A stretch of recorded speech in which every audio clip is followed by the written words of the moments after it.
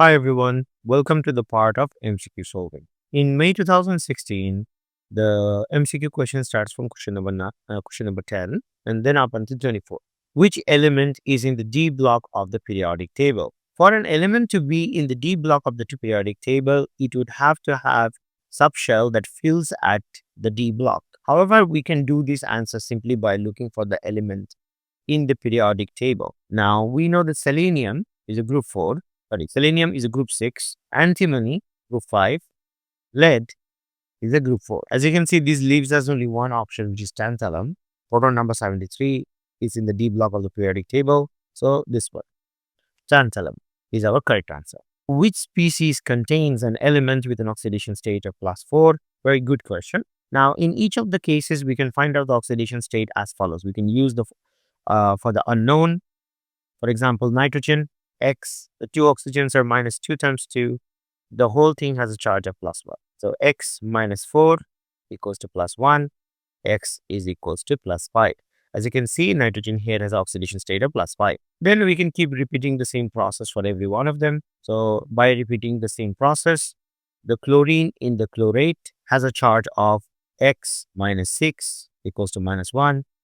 X is equals to +5 then. In H2SO3, sulfur's oxidation state is unknown. So 2 hydrogen is +2. The sulfur is X. The 3 oxygen is -2 times 3, which gives us 0. It is X plus 2 minus 6 equals to 0. X is equals to 4. So as you can see, in C, the sulfur has oxidation state of +4. So C is the correct answer. Now in part D, each chlorine has a oxidation state of -1 times pi. So that's equals to -5. So this particular phosphorus will be +5. There are 392 mole of pure gold in a bar measuring 10 centimeter by 10 centimeter by 40 centimeter. What is the density of gold in kg per dm? Very good question. Now gold is Au and it has a relative molecular mass of 197. So it is 197 gram per mole. Now, since there is 392, 392 times 197, this gives us 77,224 grams. So, which we can convert it to kilogram by dividing by 1000. So, 77.224. Remember, our final unit is needed in kg per dm cube. Now, the volume, we can calculate it out. Volume is length times width times height. So this would give us 4000 cm cube. So this is kg.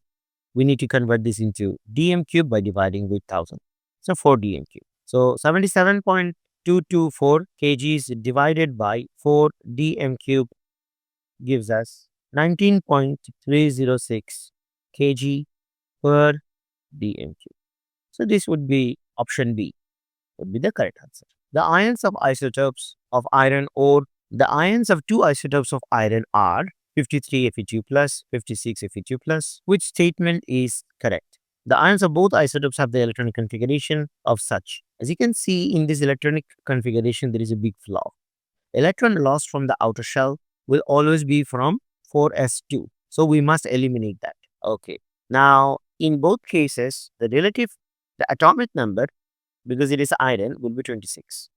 And the relative atomic mass is different. So the number of neutron in this case would be 53 minus 26. In the other case would be 56 minus 26. So in the first case, we get 27 neutron.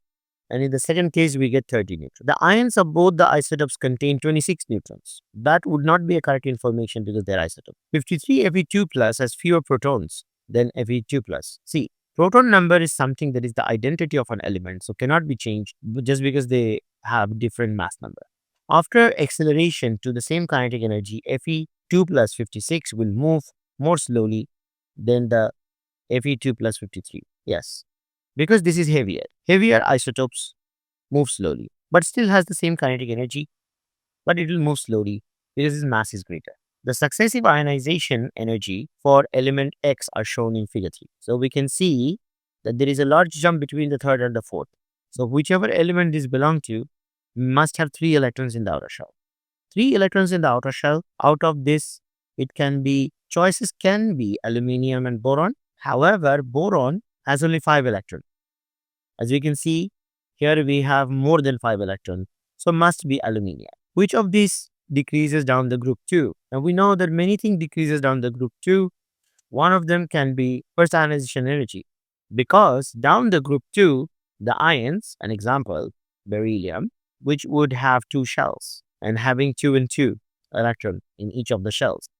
In relative comparison, if we look at calcium, it will be 2, 8, 8, 2. As you can see, the relative size would be much, much bigger. Since it is bigger, in spite of increase in number of electrons, in spite of increase in number of protons, the nuclear charge, the effective nuclear charge with the outer electron would be much less due to shielding effect. So, the first ionization energy would be lower as we go down the group. However, atomic radius would increase, number of proton also increases, and reactivity with water would also increase because it is much easier to lose electron from the outer shell, so the reactivity increases. So A would be the correct answer. Refer to the unbalanced equation below when answering from question 16 and 17. In the balanced equation, the mole ratio for the sulfuric acid to water is. So first of all, let's try and balance this equation to understand. We notice that there are 2 places where sulfate is as a product, and both of these places has a fixed number. So in the first one, we have 3 sulfates, and the next one we have 1 in K2SO4. So chromium sulfate has 3 sulfate, and then we have 1 sulfate. So total of 4 sulfate ion in the right hand side. Right? Notice in the left hand side, the equation has only one source of sulfate, which is sulfuric acid. 4 sulfate ion can be met by only 4 sulfuric acid.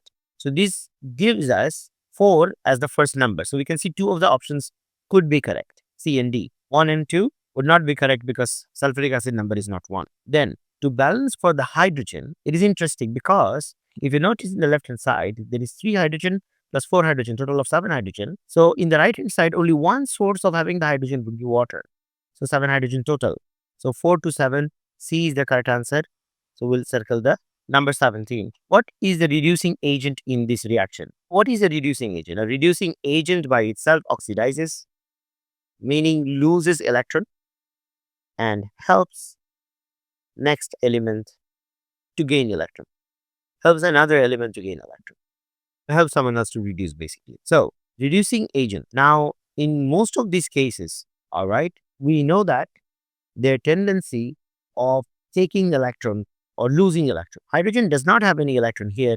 So the tendency of giving electron cannot apply to hydrogen ion. It can only gain electron. Cr2O7 minus, the chromium, each chromium has a plus 6 oxidation state, which is the maximum oxidation state of chromium. In potassium, it has a plus oxidation state, which is the max oxidation state of potassium in terms of the positive oxidation state. So the only element that is remaining is C2O42 minus. So let's see what is the carbon's oxidation state here. 4 oxygen.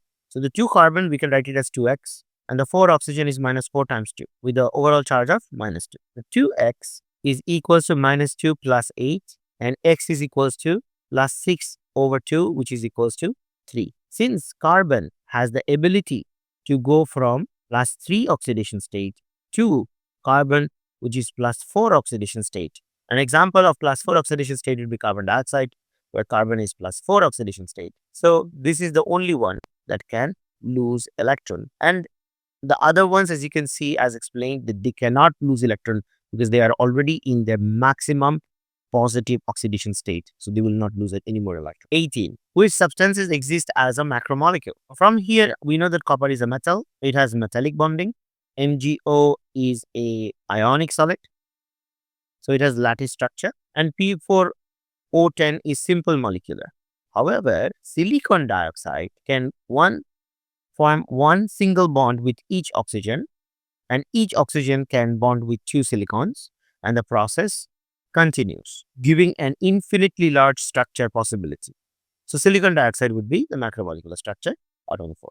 A pale brown mixture of NO2 and N2O4 is allowed to reach equilibrium in a sealed gas syringe according to the following equation. QNO2 gas in a reversible process turning into N2O4.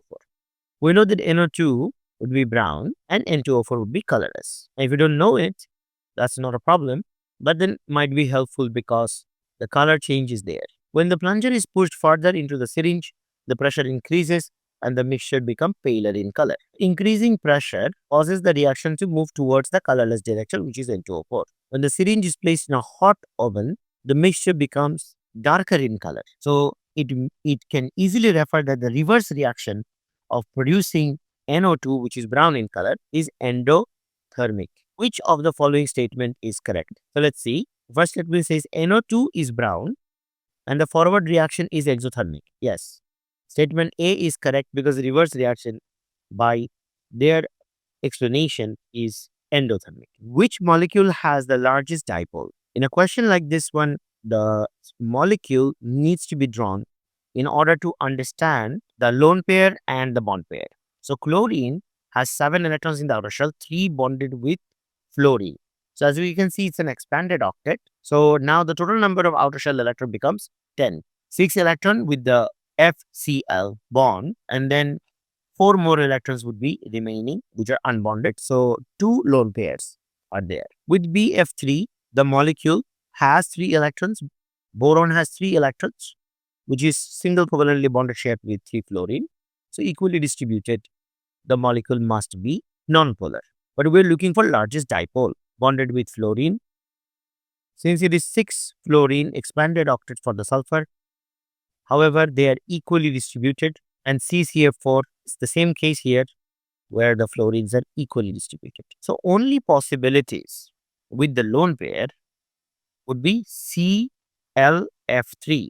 So that would be having the largest dipole, with the chlorine being partially positive and the fluorine being partially negative. By the way, guys, it's a good interesting practice for each one of this. We can practice the bond angle. Here the bond angle is 90 degrees. Particular molecule is square bipyramidal. The bond angle here is 120 degrees. This molecule BF3 is igonal planar. It's a planar molecule. And this particular molecule CF4 should be 109.5 by virtue of 4 bonded pair, 0 lone pair, and would be tetrahedral. Now, if you're wondering what should be the bond angle with ClF3p, there are 2 possibilities of analogy. With 2 lone pair and 3 bonded pair, it means that there are 5 negative centers. A 5 negative center gives a rise to 90 degrees and 120 degrees depending on their arrangement. With a situation like this one, the bond angle can be something that we should think similar to that of ammonia. Ammonia is 107, but then here we have 2 lone pairs. So they can be squashed more close together because of the 2 lone pairs. So can be lower than that. So can be 104.5, if not even lower. However, the molecule can also have a secondary arrangement where the fluorine can be in the same plane, the maximum distance apart. So it would be 120, and the 2 lone pairs would be in the 2 poles, which is also a possibility. So guys, that was just a little bit of extra information and a little bit of understanding. In a molecule of hydrocarbon, the fraction by mass of carbon is 911. What is the empirical formula of the hydrocarbon? So since the fraction by mass of carbon is 9, hydrogen must be 2. So 9 divided by 12 and 2 divided by 1 gives us 2 and 0.75. So that is the molar ratio. Now we have to do a simplest ratio for them. Both of them divided by the smallest of the number, which gives us 1 and 2.667. This gives us a possibility of multiplying by 3. So this creates C3 and H8. 30 cm cube of xenon are mixed with 20 cm cube of fluorine. The gas reacts according to the following equation. Assume that the temperature and pressure remains constant. So when xenon reacts with fluorine, it produces XeF2. What is the final volume of gas after the reaction is? This is a very interesting question because xenon is a group 0 element. Now gases always react in the same molar ratio. So molar ratio would be important.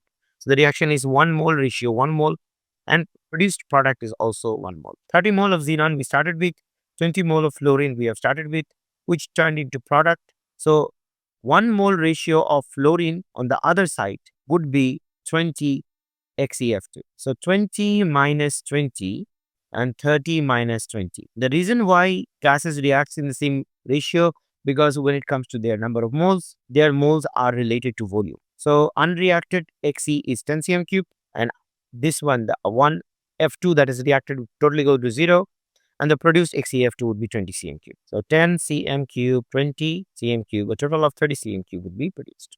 Which of the following solutions would react exactly with the solution containing 0.05 mole of sulfuric acid? Interesting, guys. In order to know who will react, we need two information. One is, first of all, we can use the KOH. So considering these two, let's do KOH with sulfuric acid. The reaction should produce K2SO4 plus H2O. So 2 KOH would be needed and 2 H2 would be produced, giving us a 2:1 ratio. So guys, let's try, first of all, understanding which one would have the ratio similar to that of sulfuric acid with the 2:1 out of A and B. So 50 cm cube, 1 mole per dm cube. Now, whenever we want to find out the number of mole from concentration, we have to multiply volume into concentration. Volume is 50 over 1000 times concentration 1, which gives us 0.05 mole. Now, for the other one, gives 0.2 mole. So both in 1:2 ratio is not working because sulfuric acid is 0.05 mole. So the required quantity of KOH for it with the respect to 1:2 ratio would have been 0.05 times 2, which is 0.1. In both cases, the number of moles did not match. So A and B are not the correct answer. Now let's do the next one. With the barium hydroxide, BaOH2 in question, H2SO4 should react in a 1:1 ratio because both barium and the sulfate ion have the same cationic and anionic charge, which is 2 plus and 2 minus. So this produces 2 water. So the reaction is 1:1, meaning if H2SO4 is 0.05, BaOH2 would be needed in the same quantity, 0.05. Now this can already relieve us that 100 cm cube of 2 mole per dm cube would be, according to the calculation already done, 0.2 mole. So 50 cm cube of 1 mole per dm cube would be 0.05 mole. So this gives us D as the correct answer. Guys, the concentration leading to the number of moles, does not need to be calculated twice because the information is already the same. All right, when doesn't really matter what the compound is. Last question. In a car airbag, sodium azide decomposes to form sodium metal. Nitrogen gas is released as a process. The nitrogen produced is enhanced by potassium nitrate, which reacts with sodium to produce more nitrogen and produces two solid, which is sodium oxide and potassium oxide. A 2 mole of sodium azide reacts in this way. How many moles of nitrogen will be formed? So this is a very interesting question because the first reaction is within our scope of understanding. 2 moles of sodium azide, which produces 2 moles of sodium. So that part is clear. And we already have a 3 mole of N2 as a product. Instead of 10 to 2 producing 1 mole of nitrogen, now we have 2 moles of sodium producing. So the number of moles of nitrogen would be, because it was 10 to 1, 10 mole produces 1 mole. So 2 moles produces 1 divided by 10 times 2, which is 0.2 moles. So previously we had 3 moles plus 0.2 moles. We'll have total of 3.2 moles. Now the question says how many molecules of nitrogen would that be? So since we know the Avogadro constant, we can multiply it with Avogadro constant. So number of molecules, N2, 3.2 times 6.022 times 10 to the power of 3. So here 3.2 times. So this would create the form 1.9264 times 10 to the power of 24. So as you can see, B matches the bill. So B is the correct answer. So guys, that's the end of the question paper. Thank you for watching the video. And guys, as always, see you in the next video. And subscribe to the channel. All right, allows the channel to grow. And if we hit 10,000 subscribers, we'll definitely put notes videos as well. And guys, I want to take this particular work as my main work, leaving the part of the tutoring part, all right, which I do for my living. All right, so if you guys appreciate the channel, it will help me reach that particular goal, as doing the helping people would be then one of the main things that I could just do for a living. All right, guys, thank you so much. See you in the next video, guys. Bye-bye.